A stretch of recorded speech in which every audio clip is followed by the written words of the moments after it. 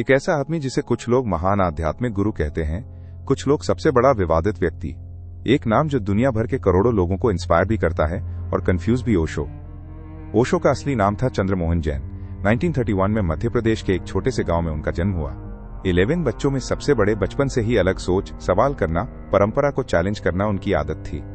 मैं बचपन से देखता था, लोग जो मानते हैं उसके पीछे कोई कारण नहीं होता, सिर्फ अंधविश्वास होता है।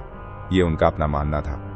फिलॉसफी पढ़ी, MA किया यूनिवर्सिटी ऑफ सॉगर से, और सिर्फ 21 साल की उम्र में एक गहरी स्पिरिचुअल अवेकनिंग उनकी जिंदगी बदल गई। 1957 में जबलपुर यूनिवर्सिटी में लेक्चरर बने, लेकिन 1966 तक उन्होंने डिसाइड किया अब सिर्फ शिक्षक नहीं, स्पिरिचुअल मास्टर बनना है। उन्होंने अपने प्रवचनों में एक नया विजन दिया।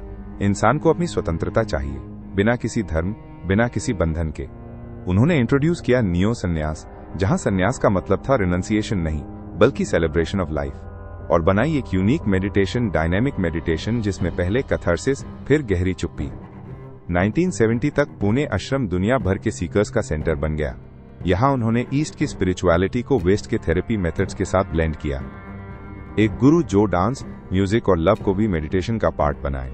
ये था ओशो का revolution. Life is not to be renounced, life is to be celebrated. 1981 Osho America चले गए। ओरेगन में बनाई एक कम्यून रजनीशपुरम, एक पूरा शहर अपने लॉ, अपनी लाइफस्टाइल के साथ। लेकिन यहां से शुरू हुआ कंट्रोवर्सी का दौर। यूएस गवर्नमेंट ने टैक्स फ्रॉड, इलीगल एक्टिविटीज और बायोलॉजिकल अटैक जैसी सीरियस चार्जेस लगाए। 1985 में ओशो अरेस्ट हुए और फिर डिपोर्ट कर दिए गए। ओशो ने कहा, मैं अपराधी नहीं, बस एक खतरा हूं उन लोगों के लिए जो सच से डरते हैं। 1989 में उन्होंने अपना नया नाम रखा ओशो, और सिर्फ एक साल बाद 1990 में पुणे में उनका देहांत हो गया।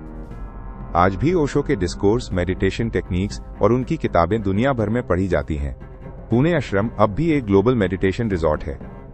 उनकी टीचिंग्स एक लाइन में, जिंदगी एक उत्सव है, इसे पूरी तरह जियो, फियर के साथ नहीं, फ्रीडम के साथ।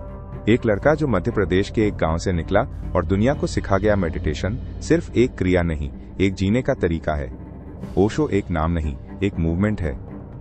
और शायद इसीलिए उनका लेगेसी आज भी एक सवाल है, वॉज ही अ मिस्टिक?